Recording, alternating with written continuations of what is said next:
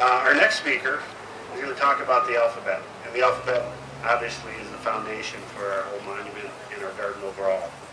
He was born in Gyumri, another breathtaking city in Armenia. He attended the Kevorkian Theology Seminary in Etchmiadzin, Armenia. He was a personal assistant to the Kalatkos of all Armenians and at the Mother Sea's Information Department. He was ordained as a deacon in the See of Holy Etchmiadzin. By the invitation of His Eminence Archbishop Armenian, Deacon Artak served communities throughout the Eastern Diocese. Upon completion of the year as assistant to the pastor in Philadelphia, Artak Khachikyan was assigned to be the deacon in charge at St. Gregory of Nanak here in Cleveland and has served for 3 years. Dr. Artak resides here in Cleveland with his wife Azmik, and they are expecting their first son. Please welcome Dr. Artak Khachikyan.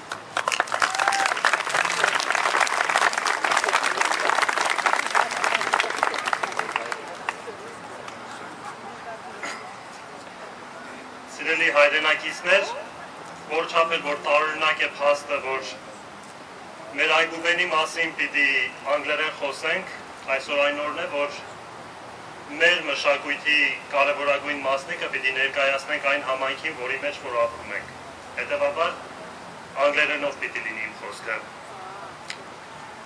This being said, I think I could stop here and say this is already enough to say thank you to this alphabet that was able to reflect all the consonants and all the complexity of the language that I was just speaking, and our last names too.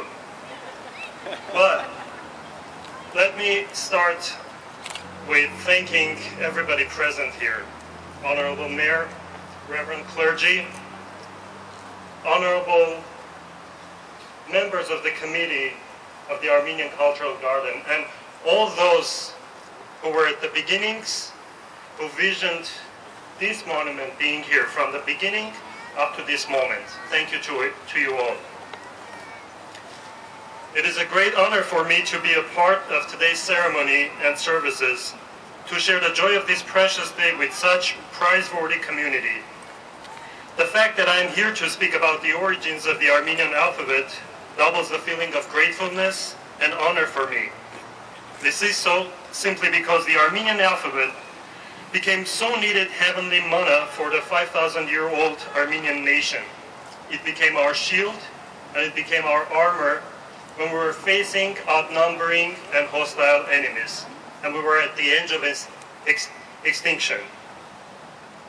This became the centerpiece of our Christian culture, the defining and characterizing tool that made us to realize that for a small nation to be remembered and recognized within the family of humanity, there's only one way: being educated and being educators.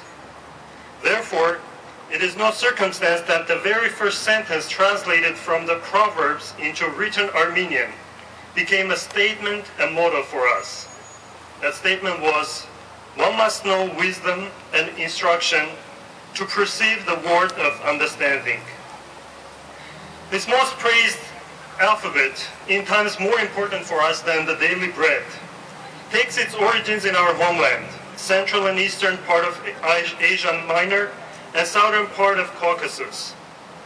Armenians, prior to the invention of their own alphabet, used different letters as means of communication: Syriac, Greek, or Aramaic, depending on the geopolitical circumstances.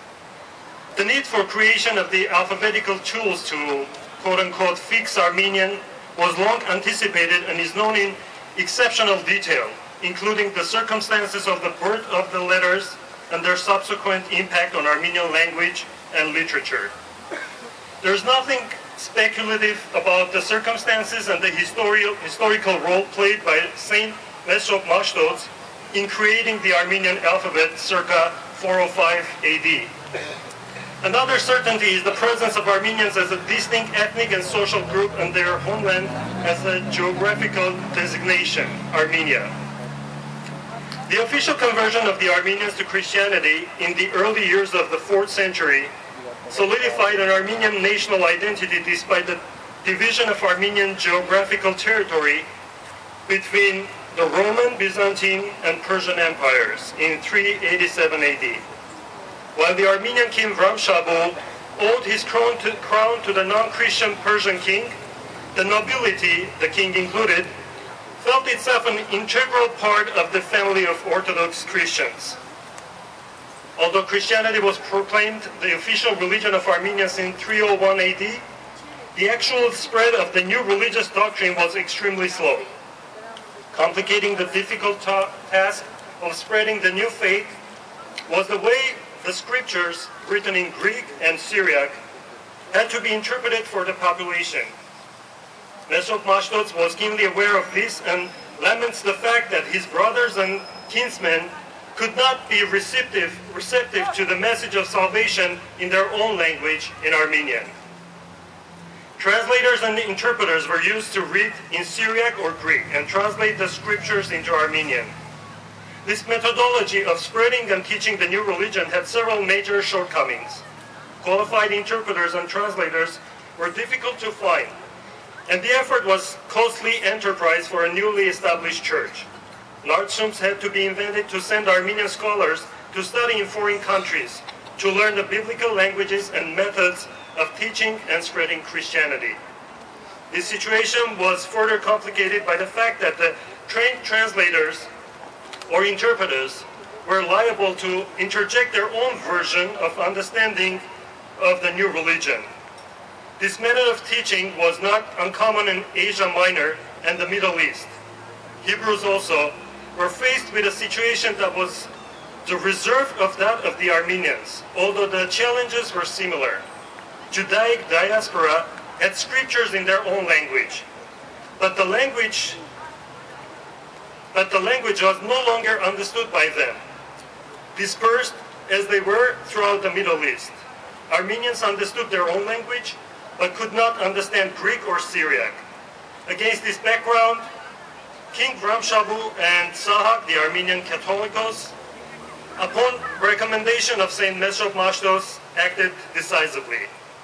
A detailed account of the ensuing events is narrated by Goryun, a student of Mesrop Mashtos, and later a close collaborator.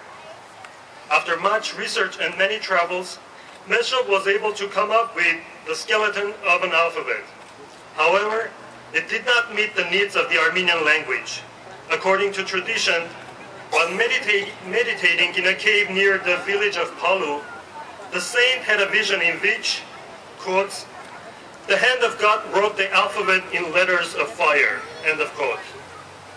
The original 36 characters, conceived by Mashtots, began an unprecedented movement. The resources of the Kingdom of Armenia, both human and financial, were mobilized. Students were recruited to learn the new letters and ultimately to teach them to others.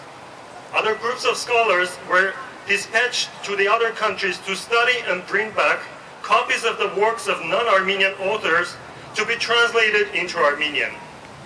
This enterprise gradually transcended religion and included texts dealing with science, medicine, astronomy, and mathematics. Ultimately, the 5th century, with the invention of the Armenian alphabet, came to be known as the Golden Age of Armenian literature. The number and order of the letters have changed over the time. In the Middle Ages, 2 new letters were introduced in order to better represent foreign sounds. This increased number of letters from 36 to 38. With its 38 letters, the Armenian alphabet is one of the richest in the world. It is composed of 7 vowels and 31 consonants. The original Armenian alphabet was written in large capital letters.